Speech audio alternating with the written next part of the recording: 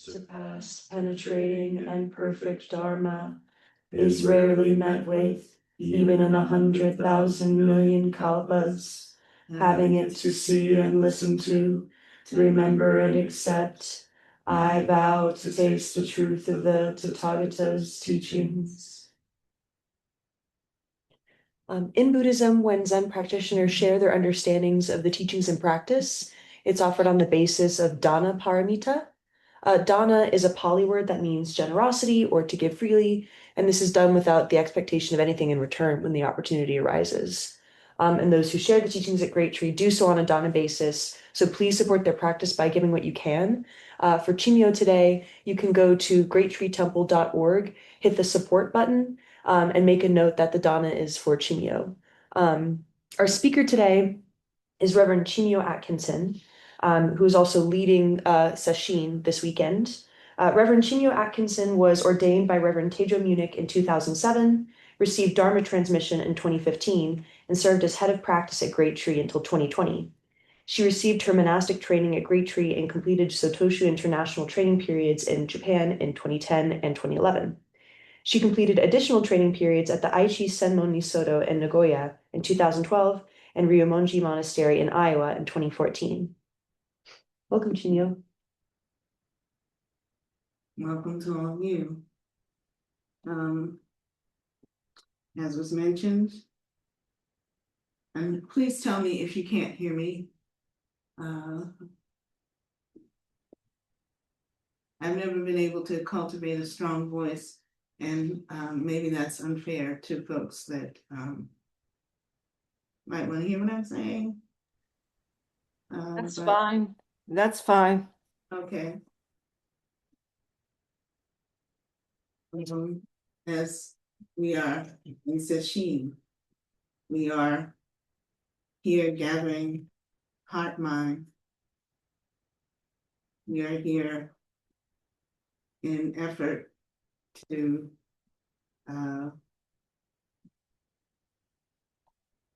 free all beings, to know freedom, to liberate ourselves, and in doing that, liberate others. So welcome, and thank you for your efforts.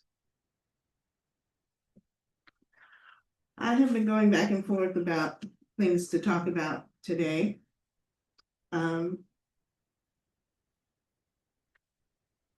And I think I fell into this in part because of some things that are happening around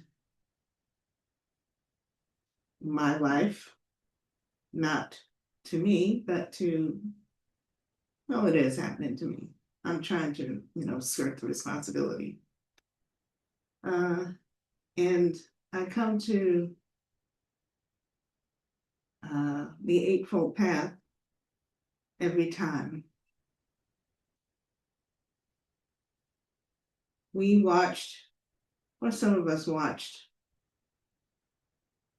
some monks walking from Texas to DC a few months ago. We watched that pilgrimage. And I am watching that pilgrimage, was very much, I don't know, in my very egotistical mind, very much feeling like, oh gee, what am I doing? I'm not doing enough. I'm not doing anything, They're doing real practice, and I'm just sitting here watching it on TV and feeling as though feeling a sense of failure, a sense of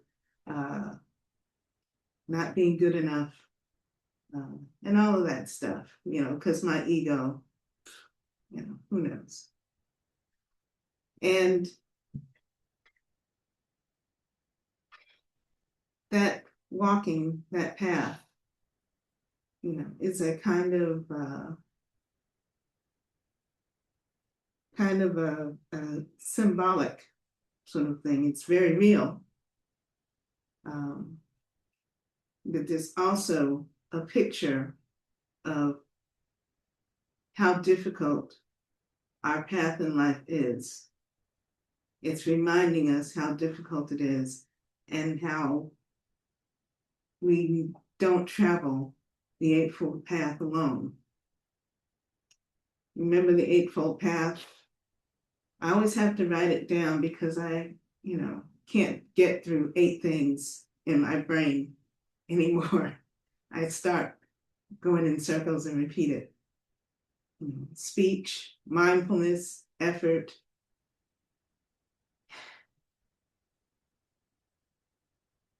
view, action, concentration, livelihood, intention. In my making notes and studying it, I try to not list them in the same order every time. I might remember them better if I did, but there's no first one, there's no last one. They're all the same and interconnected. And I have to remember that, And right action is intention, and right mindfulness is concentration, and right livelihood is view. And how can it not be? But it's the path we all walk.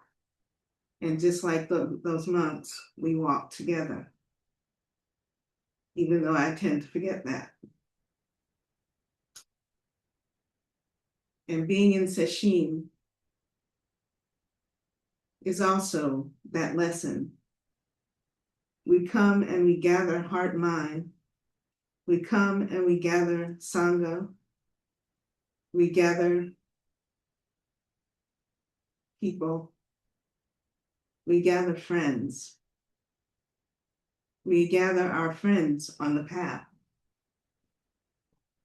I've spent some time in monastery. And for me, that was the basic lesson of being in that space with all of those people who are essentially, if I want to be, if I want to feed my ego, who are essentially strangers who I walked into and they were nothing and nobody to me. And to have to sleep in a room full of those quote, nothing nobodies, to whom I am nothing and nobody, which is basically a lie, basically my fear and just selfishness, self-importance, all that tells me that any being has nothing to do with me, that I'm cut off from them. And it's a long 90-day lesson that you gotta learn, but we all each have to learn when you're sharing toilets and beds and work and everything, essentially. You're getting in a bath with these people, yeah. And so you gotta get over it. And when I walked out of that monastery, I had to keep getting over it, when I got on the train, when I got on the plane. These are not nothing and nobody to me, sitting next to me. And that's the whole point of us coming and gathering each month for sesshin, gathering our heart and mind together to realize that. And to walk together on the Eightfold Path. and drop my selfishness and self-righteousness and judgment and all the things that I'm dragging along with me on the path that just get in the way. There's a place in the sutras, I can never find it, but I know it's there, where Ananda, I think he's just had a good day with his buds in the sangha. They got something done, and he comes to the Buddha, and he says, "It seems that half the spiritual life is friendship." And the Buddha looks at him and he says, "Not so, Ananda. Friendship is all the spiritual life. Good companionship, good camaraderie, good comradeship. When a monk has good friends and is a good friend, she will develop and cultivate the Noble Eightfold Path." Friendship is us cultivating that together, cultivating our speech, our mindfulness, our thought, our intention. It's us walking along that path, tripping each other, being tripped, tumbling into the gutter on the side of the road, bumping into each other, and helping each other up when we fall, and trying to find our way together.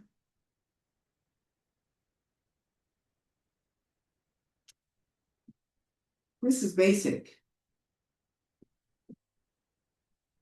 but it's a heck of a lot more complicated than do unto others. Until I started studying the Eightfold Path, that's what I thought it was. Like, no. Because do unto others as others would do to me, as I want others to do to me, that brings it right back to me. And this has nothing to do with the religion, philosophy that statement comes from. I totally understand that. But if I think of it in that way, it centers me again. I'm worried about what somebody's going to do to me. And so, it comes right back to me. And that is a misdirection. That's me and my delusion, me and my wanting. And Eightfold Path is much more complicated to me. And so my view of Sesshin is when a group of us come together, whether we know each other or not, whether we practice together or not, whether we've even practiced the same thing together or not, and gathering these hearts and minds in friendship and being responsible for each other and being comrades, friends together, and making sure that I am that good friend on the path, and allowing you all to be my good friend on the path. In my life, I have had a few friends and lost a few.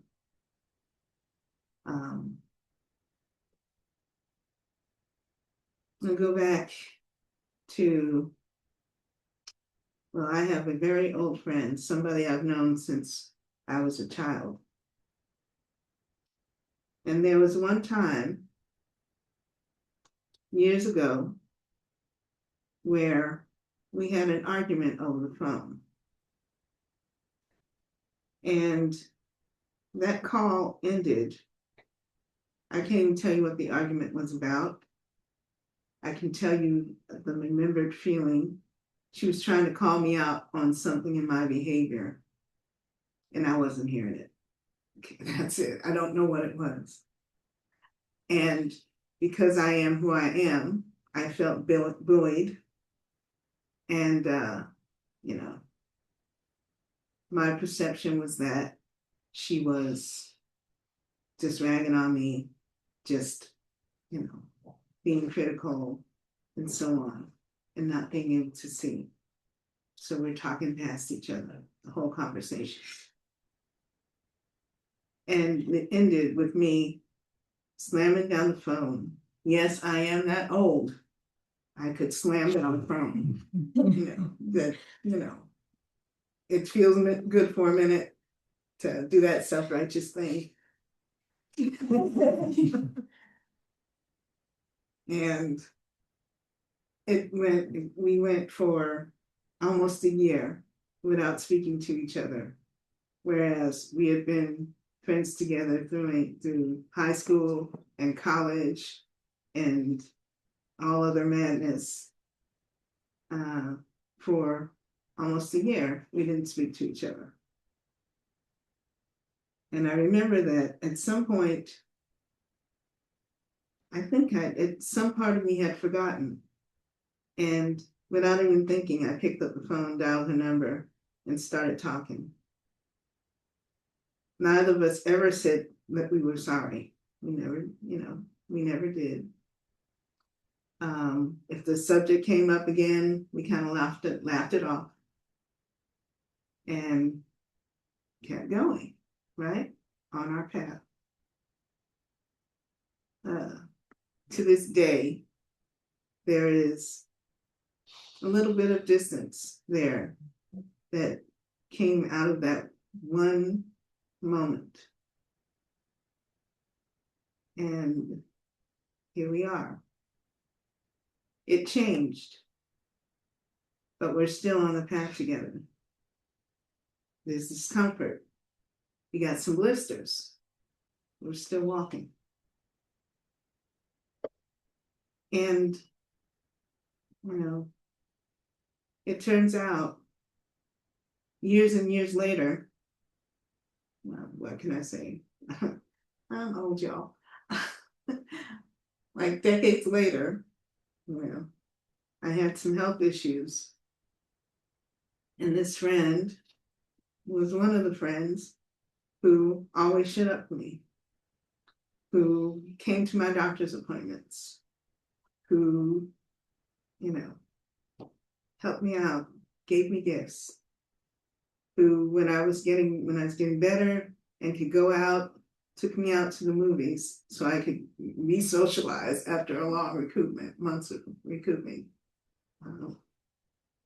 And that's who that was. And so bumps in the road, tripping each other up, all those things. That's a friend on the path. Doesn't mean it's going to be smooth. Doesn't mean it's going to be, whatever we think friendship is. There's going to be a point where we have to learn our lesson. And that is what we're here for as sangha, as practitioners, period. That's what we're here for. So we need to value each other in that way. Not too long ago, I had a very, very difficult break with someone else. And it didn't, it changed. Our path together took a swerve, hit a bank, and he tipped over. And yet, we continue. on that rough path. I think what brought this up for me is also, and it's been in the last couple of days, I had two very good friends that I've worked with over the years who hit a bump in the road, who are talking past each other, who don't understand each other, doesn't understand what she did, doesn't understand what he did, and trying to find a way back to each other. And I hope they do. Because even in listening to their dialogue, you can hear that there's intention of not just working together, but as being companions to each other in all this work that we have to do in the world. There is a respect for each other's abilities. There's a real hurt that this is happening to them. And even after years of knowing each other and years of walking the path and interpreting the maps together, this happens. And years of being invested in each other's progress as colleagues and as friends. That's practiced together. And they hit this bump and they don't understand, and they're both very hurt. And there's no, one said, I don't know how to do this. Yeah. And it doesn't matter that we don't know how to do this. It doesn't matter that we don't know where we're going.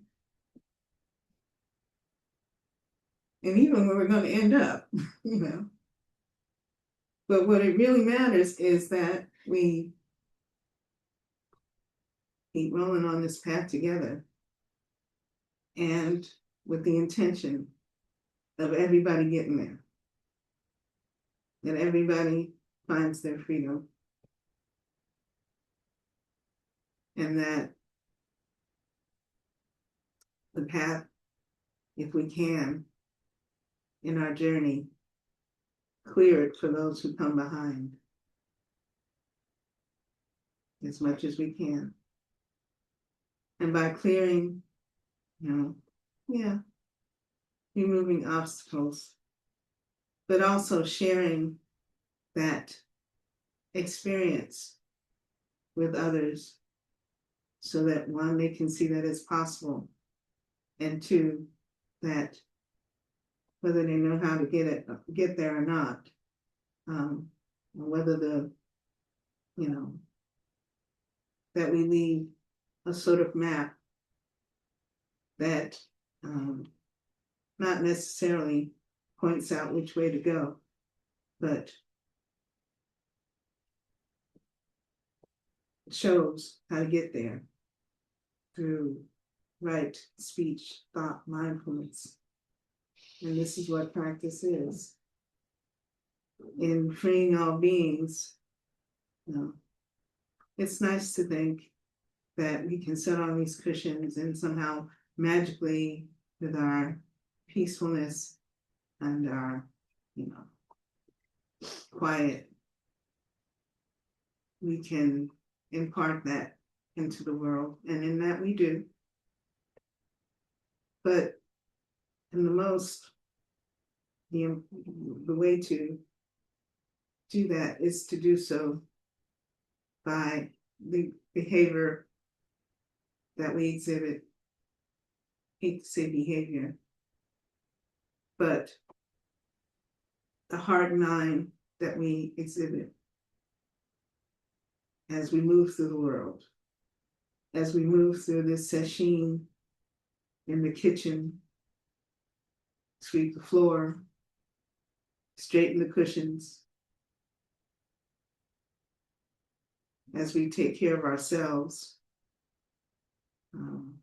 washing our hands and faces. You'll see, I haven't seen it, but there used to be little cards with gatas in the bathrooms. I can't remember it because my brain, certain things have just fallen out, but I don't have to remember it. I just need to do it.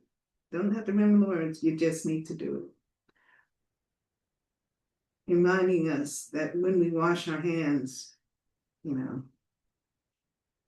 what are we washing for? Washing for our own health, for the health of others, for just the joy that it imparts to run water over our hands, for in the consciousness of using the water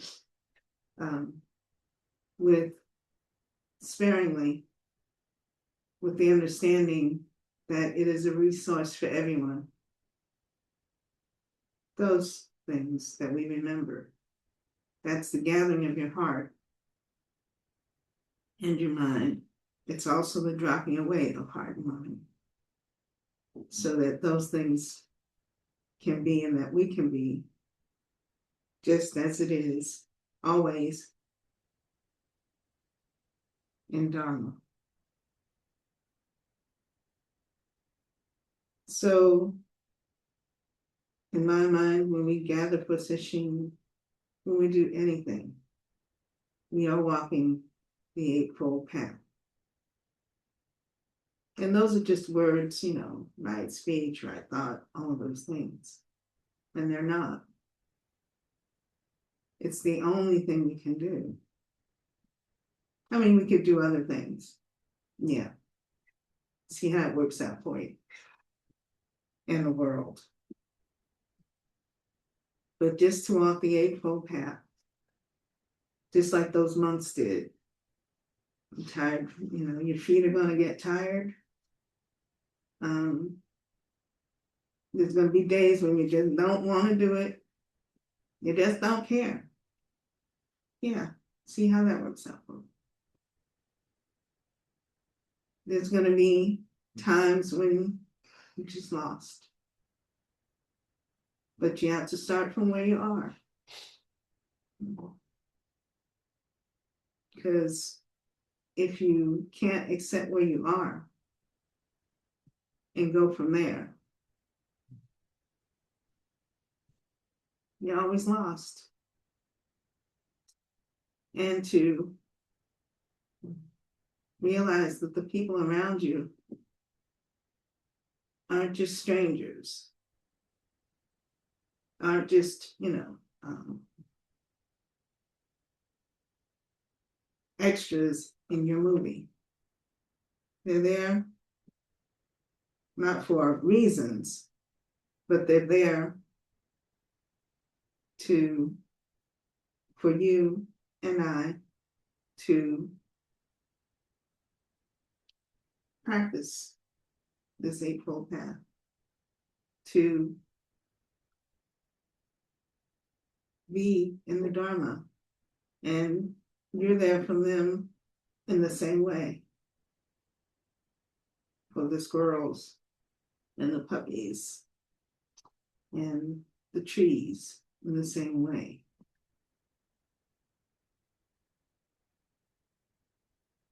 There's this new idea, I don't really know much about it, that the trees talk to each other.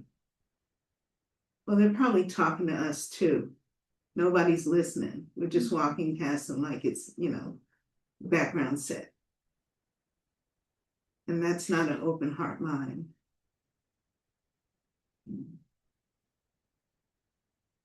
That's just creating strangers.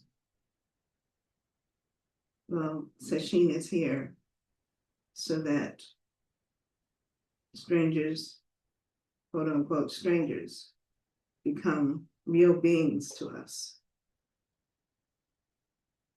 so that we can be real beings to someone else, and in a way that is real friendship, real connection, is taking care of each other and accepting that responsibility for each other.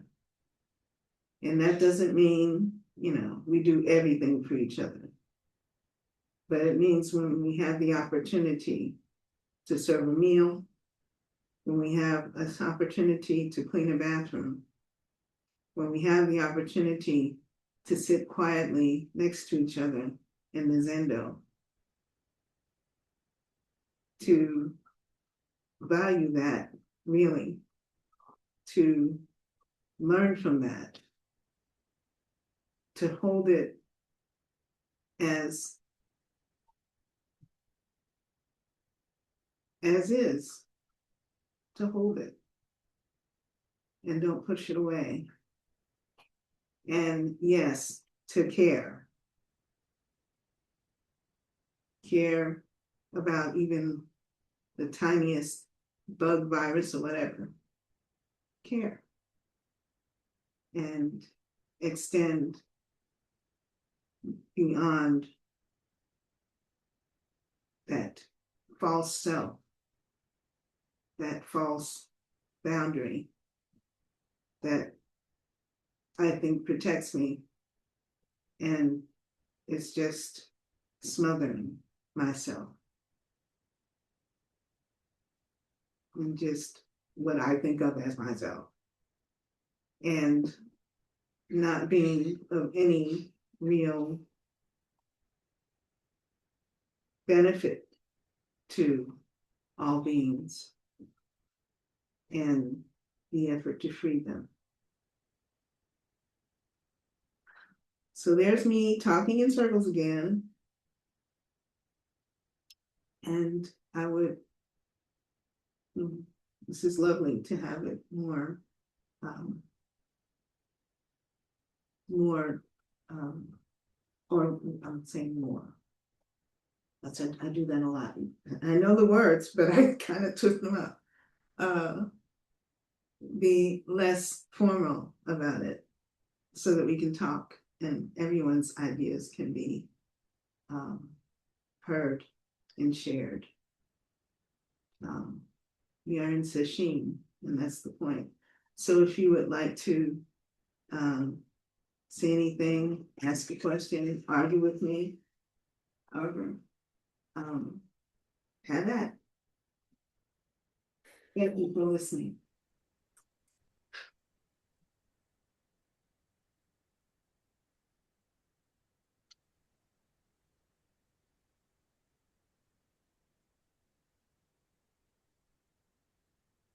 Chimyo,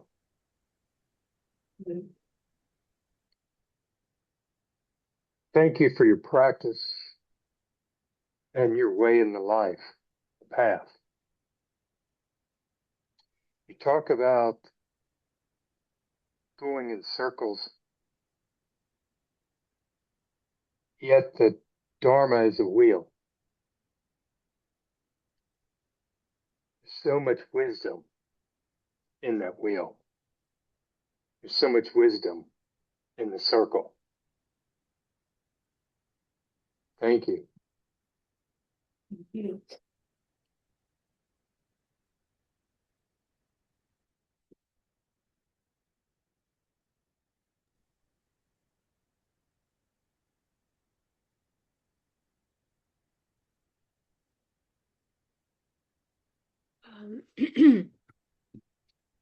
Chimyo, you talked about right thought, mindfulness, and starting from where you are,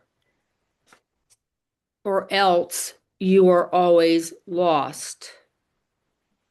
And then about smothering yourself.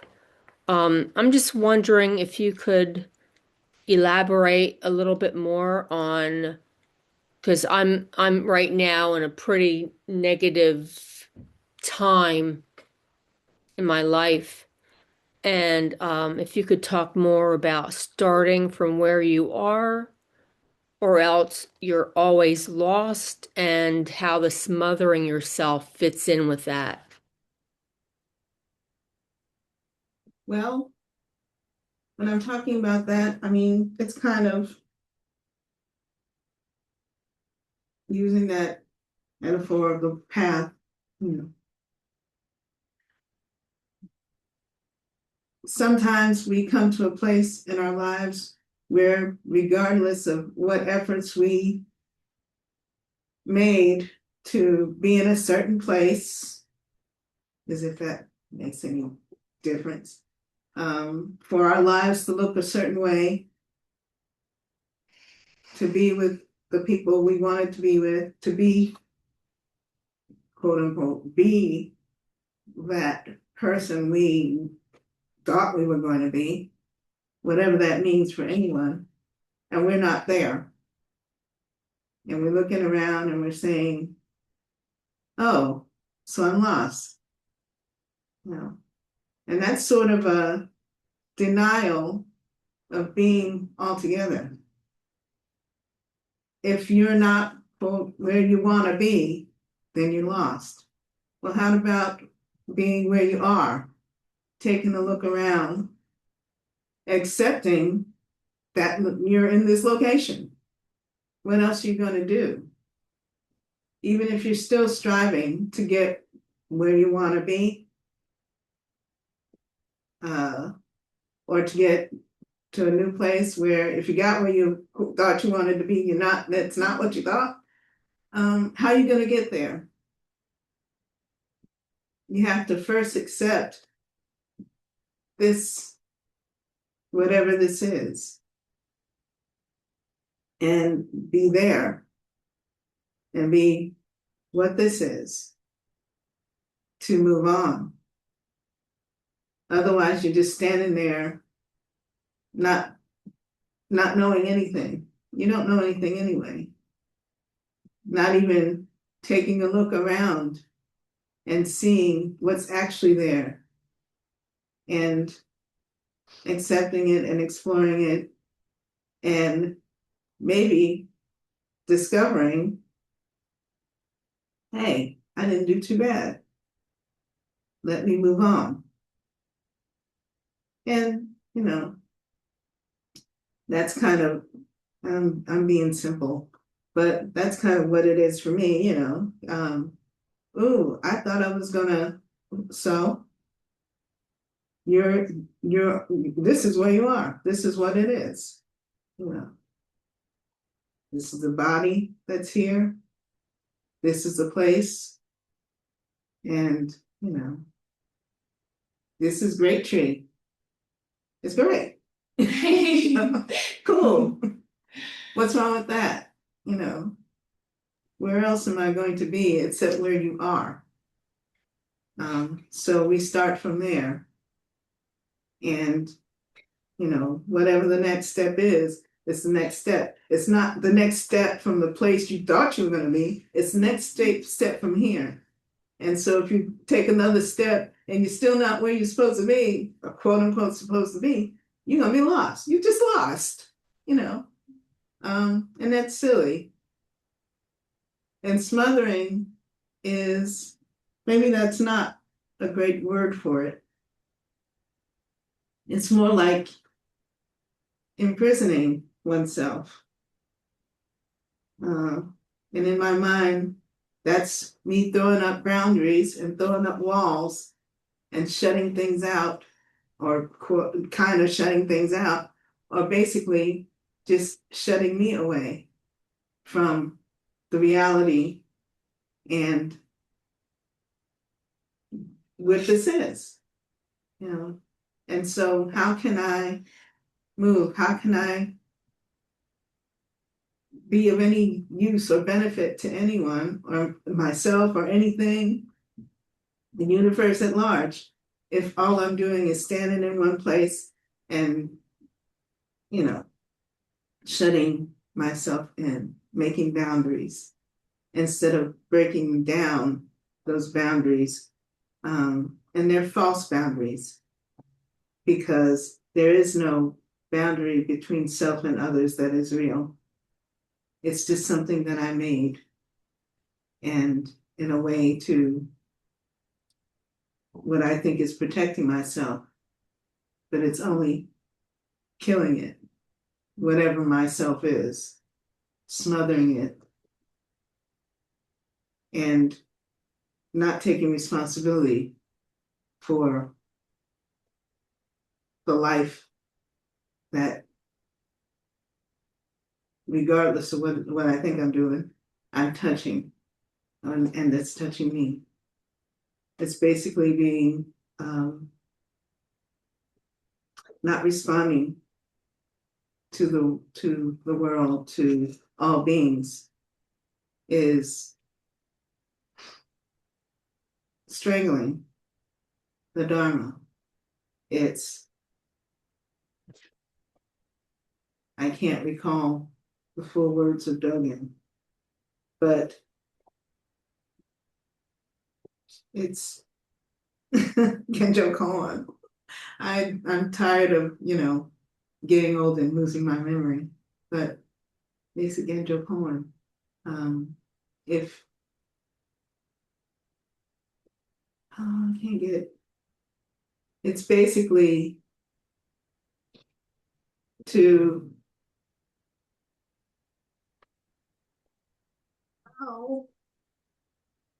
it hurts when I can't do this because I'm so egotistical. To study the self. How does it go? I got those few words. And ends is to Study the self is to forget the self? I'm sorry. Is it to forget the self? Right. Study is to forget just the self. Oh. And in the end, it's all beings. It's all beings, It kind of ends that way, or at least, or maybe mixing it all up. And so that's the falsehood of separation from all beings. This being separate in some way when we are not. But to do the practice is to practice with all beings. Even though it looks like we're just sitting on the cushion, to do anything is to be with all beings. And realizing that, to move in the world in whatever way we move, we have to move with the understanding that we are with all beings. And we exist as all beings in the end. Because when we say we're going to free all beings, we're making it sound like we're freeing all beings from this little point in space and time, but it's not. In everything that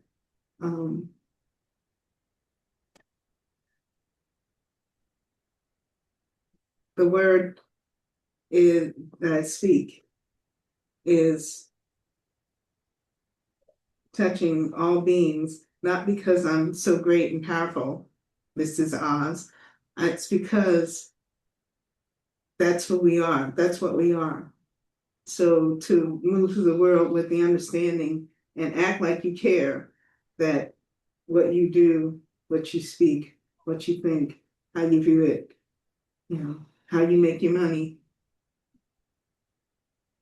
really does not just have an impact. It makes the world, and that's the wrong word, but that is the world, and that we are responsible for all of that. And as we walk. So I don't know if I can answer your question because I can't, Thank you. that used to trip up that oh my God, it used to come up all the time. Read Genjo Koan. Just go and read Genjo Koan. And because to my mind, that is telling me that, yeah. Thank you, Chimyo. Okay, I'm sorry. Thank you, sweetie. Thank you, Chimyo. It's good to see you. Good to see you. And well, I just want to say thank you because you might be getting frustrated because your mind is not responding the way you want, but your heart is so clear. And that's what happened during your Dharma talk is it opened mine. The way you wove friendship and your stories, and you gave a heart understanding, at least to me, about what interdependence means. And there were really many little jewels in there. And so I thank you for that sharing. And it really spoke to me. So thank you. Thank you. I want to say that there was such value, I mean richness to the experience of being here and hearing you reach for a word or the way to express a concept that's not the way we always hear it, and it really helped me get a fresh grasp on like your idea of when we don't walk with an open heart mind, that we create strangers. I mean, all of these ideas, I'm sure, are within the quotes from Dogen and everybody, but they came alive for me in a new way hearing you say them, Chimyo. So I really, really appreciate the effort you put into doing that. And yeah, and your practice that let you do it. Thank you. Thank you. I kind of, I've been very frustrated with this body for a little while and getting used to the changes of it. And so I'm sorry if, I'm spewing my frustration all around here. I'm really, I don't mean to do that. And there's no excuse for it except that, I'm me. And I'm just like, every little demon. I want things to stay the way they are, and I want to be able to do things the way I used to do it. And I want, to all kinds of things. And so that's kind of what I mean by being lost. I get lost all the time, because this isn't what I want. I want it to be, so I'm having to start from here.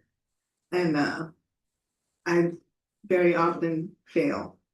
Sorry if I failed you, really, really out. But thank you for your, kind words and support. But you haven't given up. Well, I haven't given up.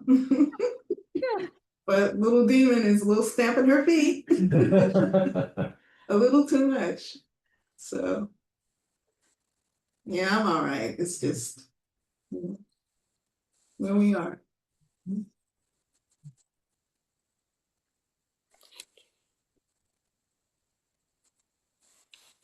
I really appreciate your humor. So yeah, even if it's sometimes about like things that are hard, I think that it brings like warmth and joy to your talks.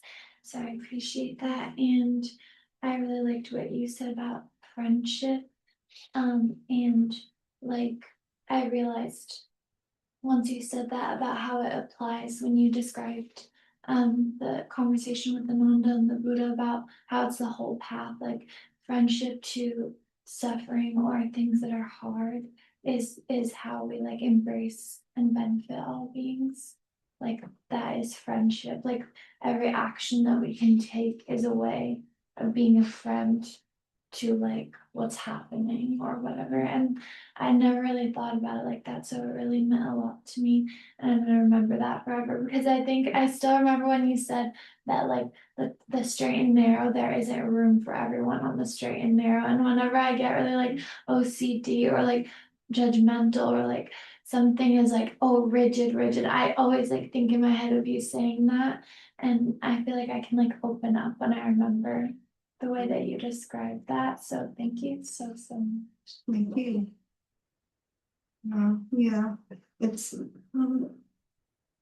sometimes in Zen, because we are a very heady culture, we forget what it's actually saying. You know, we like the way it's said rather than what it's actually saying. And my interpretations don't have to be right, but it has to be, you know, the way it touches me. And rather than, oh, what it means, you know, it kind of, you know, the Buddhist, Buddhism is full of lots of lovely pictures, Indra's net, and you know, all that, Mahayana, all those things. And we kind of forget what that means sometimes. But that doesn't mean I don't encourage you to look at those things. But, you know, I'm not, you know, the brightest bulb in the, you know, in the string. And so we have to bring it to ourselves in a way that is relevant. And that's the other thing that sometimes we talk about Buddhism with, is like, you know, how to make it relevant to, you know, modern people and Western people. I'm like, y'all, just read it and see what he's saying, you know. You know, you go to sesshin and nobody knows what sesshin means. And I did that for a long time. And finally, somebody called on the phone and asked me what it meant. And I realized that I didn't know what it meant because it's in Japanese and it was a word and it's like, cool, but the cost of Japanese, you know. But if it doesn't make sense to you, it doesn't mean it doesn't make sense. It doesn't mean it's not relevant, you know. What else are we doing here? You know, it doesn't have to have fancy words or, you know, lots of sayings, you know, and it doesn't have to be Dogen because Dogen was just saying it. If you look at it, I kind of found that when I was reading Tenso Kyokun and Sanshin, what does that mean? Sanshin. And all it means, y'all, as you take care and you love the people in your care. That's not, you know, that's not difficult to understand. We do understand it. And so that's another way of, you know, pushing it away too. Stick it up here and you don't go ahead and walk through that mud, that lotus mud.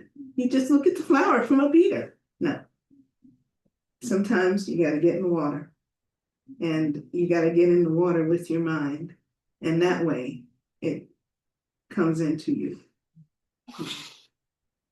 So didn't mean to know that. I know exactly what you said. I mean, I'm not trying to do anything special or anything like that.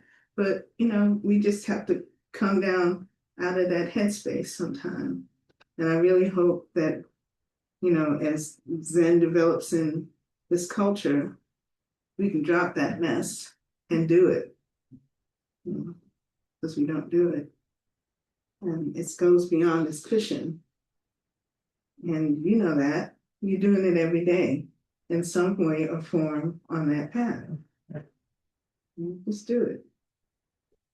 Dogen is telling you to love somebody, y'all. Come on. Even if they're messing up your kitchens, get the rice back in the pot and do it. Yeah. Thank you. Okay, we're just at about time. I'm gonna make some announcements for the week. But thank you, Chimyo, I really appreciate it. And just like your frankness, I think is really, really needed. Okay, so there's sesshin going on right now. If you're interested in participating in sesshin in the future, there's one coming up in May, which I think is May 1st through 3rd. So you can go online or email me to learn more. info@greattreetemple.org. Teijo will be speaking next week. She's been on retreat. Well, she was in Bhutan for a while, and then she's been on retreat at Anatasati Maga for a few weeks. So she'll be returning to the temple on next weekend. And the title of her talk will be Growing Large Trees from Small Sticks, Growing the Spirit of Great Tree. I'll also remind you that next Sunday, is this next Sunday or the following Sunday? Hold on, I need to double check this. Not next Sunday, but the following Sunday on April 19th, Brooke Reynolds will be holding a forest bathing workshop here at Great Tree. So that's Sunday, April 19th from 2 to 5 p.m. If you're interested in coming, just email me again and let me know that you want to come. And I'll also remind people that we have a family retreat June 12th through 14th. So if you are interested or you know a family who might be interested, please send them my way as well, and I'll help them get registered. That's all I got.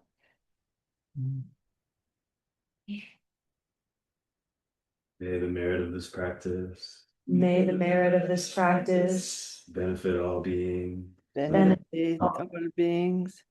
and bring peace. and bring peace.